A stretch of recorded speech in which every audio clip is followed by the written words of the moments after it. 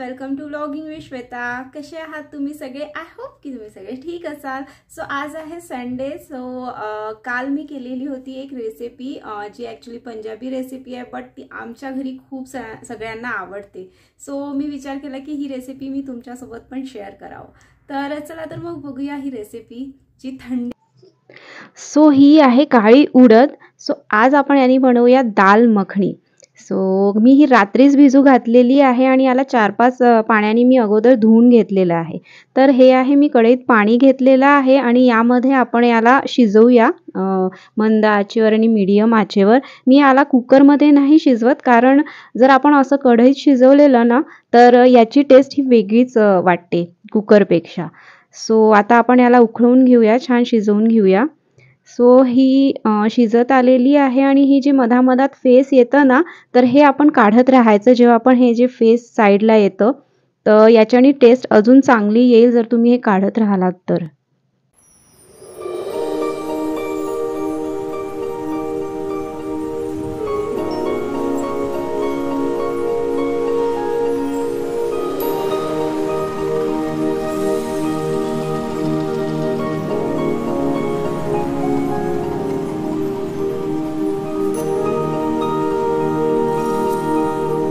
तर हे बघा, आपली डाळ ही ऑलमोस्ट शिजत आलेली आहे। मला जास्तीत जास्त हाफ एन आवर लागला असेल ही डाळ शिजवायला। बट जर तुम्हाला वाटत असेल तर तुम्ही कुकरमध्ये पण याला शिजवू शकता, ते जरा क्विक होणार। आणि मी याला थोडंसं मॅशरनी स्मॅश करून घेते।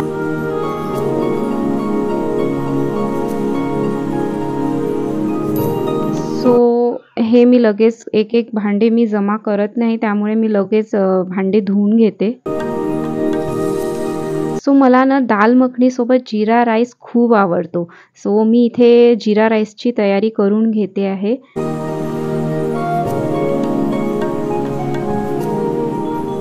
सो मला ना दाल मखनी सोबत जीरा राईस हा फार आवडतो। तर इथे मी करते आहे जीरा राईसची तयारी। इथे मी कढईमध्ये घेतलेलं आहे गाईचं तूप, त्यामध्ये टाकते जिरे आणि काही खडे मसाले।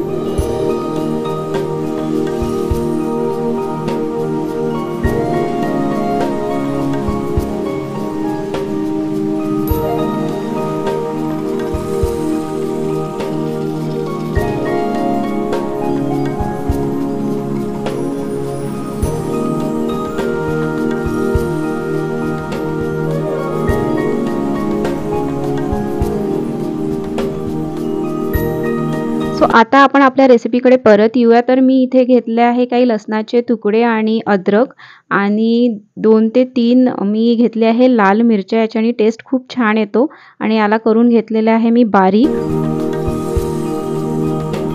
सो इथे मी कढईमध्ये घेतलेले आहे तेल आणि थोडंसं बटर। तुमची इच्छा असेल तर तुम्ही पूर्णपैकी बटर पण घेऊ शकता। मी थोडंसं तेल आणि बटर असं दोन्ही प्रमाणात घेतले आणि यामध्ये मी टाकले आहे जिरं आणि काही खडे मसाले, जसं मोठी विलायची, दालचिनी वगैरे।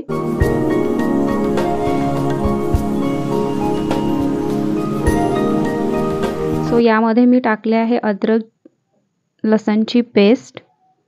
हे छानपैकी परतून घ्यायचं, होऊ द्यायचं त्याला। सो यानंतर मी टाकते आहे लाल तिखट, जे तुम्ही तुमच्या टेस्टनुसार टाकू शकता। हे घरी केलेलं मी तिखट आहे, त्यामुळे थोडंसं जास्त तिखट आहे। सो आता आपण टाकली आहे टोमॅटो प्युरी। याला चांगलं शिजू द्यायचं झाकून।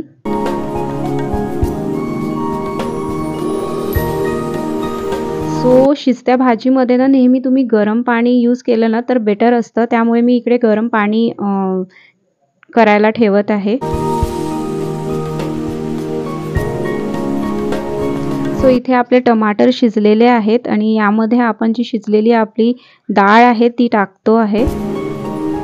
बस याला छानसं असं परतून घ्यायचं। इकडे आपलं पाणी पण गरम झालेलं आहे, ते मी मिक्स करून देईल त्यामध्ये आणि त्याला छानसं असं शिजू द्यायचं। तर आपण आता यामध्ये मीठ टाकून घेऊया तुमच्या टेस्टनुसार।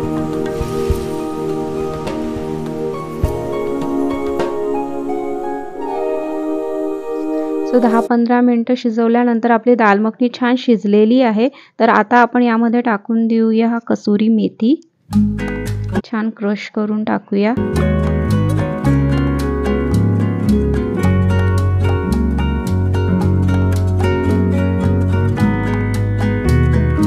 ही आहे घरची मलाई जी मी तयार केलेली आहे दूध टाकून. सो मी हीच यूज करणार आहे. तुम्ही बाहेरची पण मलाई यूज करू शकता जी अमूल फ्रेश क्रीम असते. सो यामध्ये मी थोडंसं गूळ पावडर टाकणार आहे त्याची टेस्ट अजून एनहॅन्स व्हायला. तर बस त्याला 2 मिनिटं शिजवू देऊया. आणि आपली दाल मखनी रेडीच आहे. याला आपण एक छानसा तुपाचा तडका देऊया. थोडंसं तिखट टाकूया आणि बस त्याला टाकून आपण झाकून देऊया. सो आपली दाल मखनी ही रेडी आहे. तर आता आपण छान त्याला गार्निश करूया.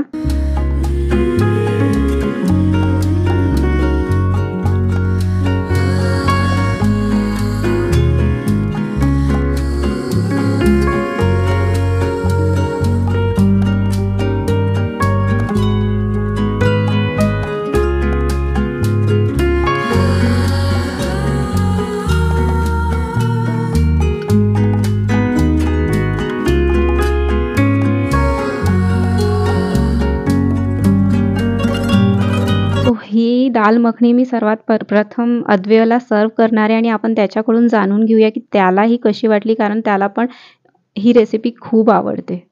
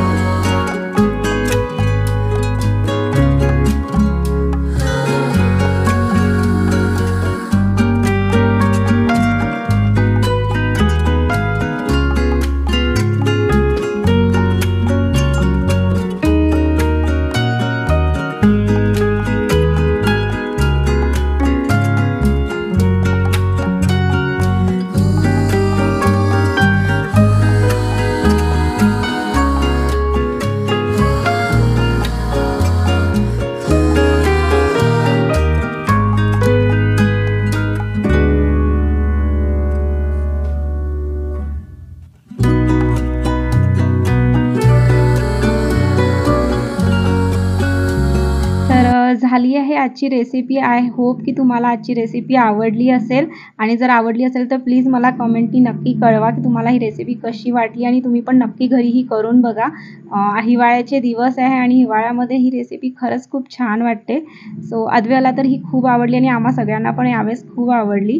सो चला तर मग करूया आजचा व्लॉग एंड आणि भेटूया पुढच्या व्लॉगमध्ये. तोपर्यंत बाय. थँक्यू.